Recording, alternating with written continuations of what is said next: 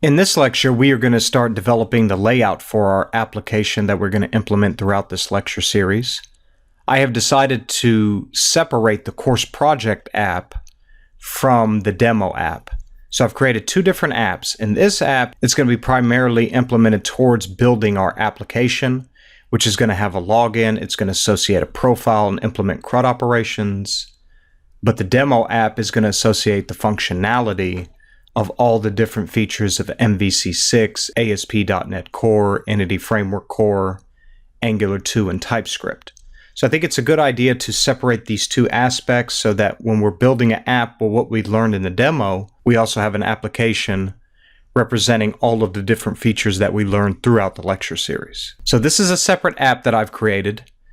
And in this app, it pretty much has all of the dependencies we've associated in the previous lecture. It doesn't have the different view models, view components, and partial views that we associated in the other app. But in this app, I kind of want to build it from the ground up to associate our layout view and import our libraries that we have in our www root folder and start setting the structure for our application. So right here, as you can see, this is my startup.cs file. I have all the different dependencies I had in the previous lecture. What I'm going to create now is a controller to associate with the main action and the action result index to associate with my view. As you can see, I have the same bower.json dependencies associated with semantic, jQuery, jQuery validation. I have a gulp file, and I have my bundle.config and my different references. Let's go to my controller folder, and let's go add, new item. And let's go to .NET Core, and let's just create an MVC controller. Let's name this main controller. And then we have to associate in our views folder, main. And inside of main, we have to have an index.cshtml naming convention to associate with our iAction result. So let's click add, new item. Let's go to MVC view page, and let's leave it index. And right there, we have our index page. Associated in our view start, this view start file is going to look at the underscore layout that we are going to now implement in this lecture series. So here we have the underscore view start, and then we have the layout to associate with all of our views. Remember, you can hard code the layout different for each view. And throughout our lecture series, we're going to have different layouts to associate with different views. But in this case, let's just create a layout to associate right here, which we have. As you can see in this layout view, which is under the shared folder, we have a couple of different items we can look at. First of all, we have our meta tags to associate with character set, the viewports to associate the initial scale on mobile, where the width equals device width. We have the view data to associate the title naming convention for each view. So this will dynamically look at the title for each view and associate there. Course project app is the actual title. And now right here, we have the different environments we want to associate inside of our project. So if we have a development environment, we can put different CSS libraries at the top of our page. And we can also do staging and production, where we can associate our libraries with a CDN that goes to a remote server. In this lecture series, we're just going to make it all local files to associate with our Bower dependencies.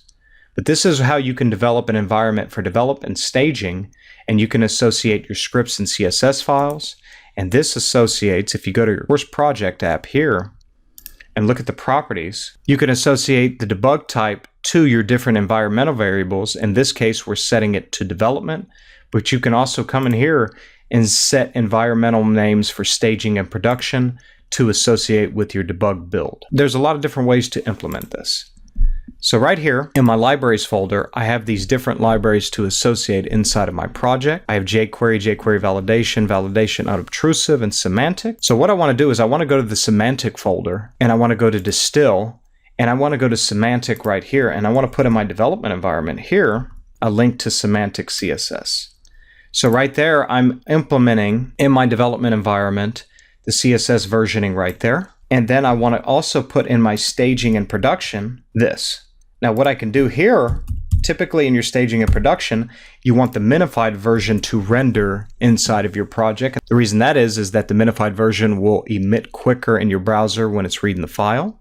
So in this case, for development, I want the full CSS. In staging and production, I want the minified version so that it renders quicker inside of the browser.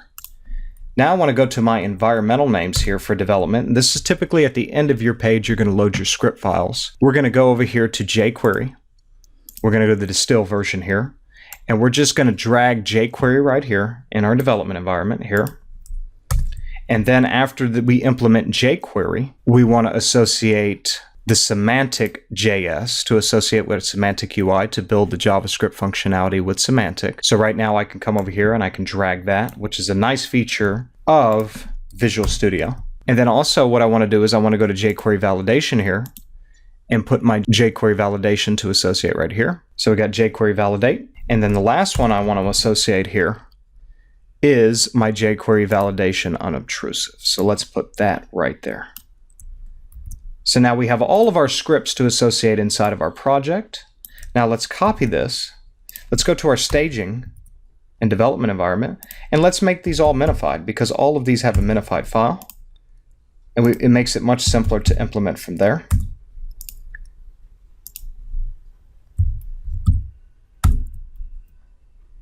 And this is good practice to keep them minified when you go into production.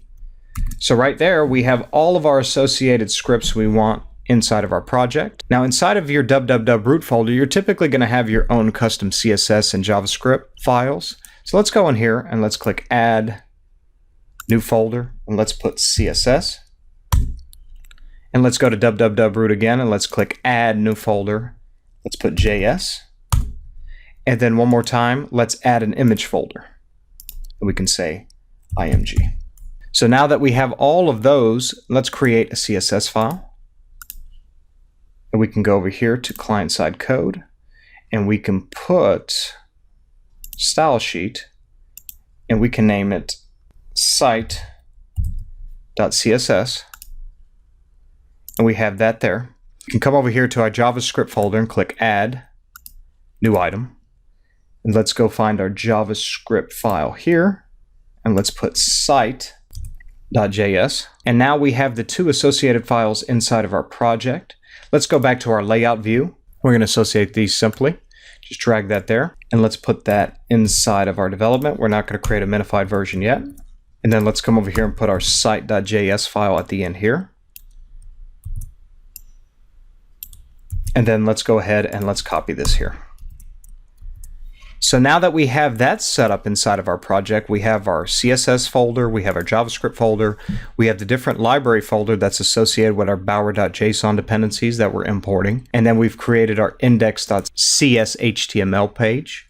So let's go in here and let's just put a little paragraph tag here, test, just to see if this is working correctly, and then we'll view the page source.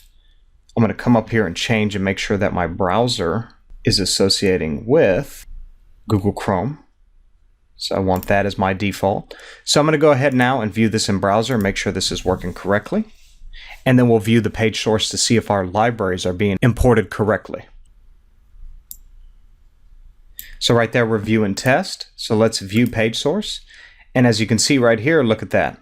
We have all of the different libraries being imported correctly. If we click this, we're getting semantic in our development environment. We're getting our site.css, which doesn't have anything in it. We're getting our jQuery file. We're also getting semantic JS. So all of these files are being imported and correctly being implemented through our layout page. So now that we've set up our project to associate that, we're going to start building our login view to associate in a login view component.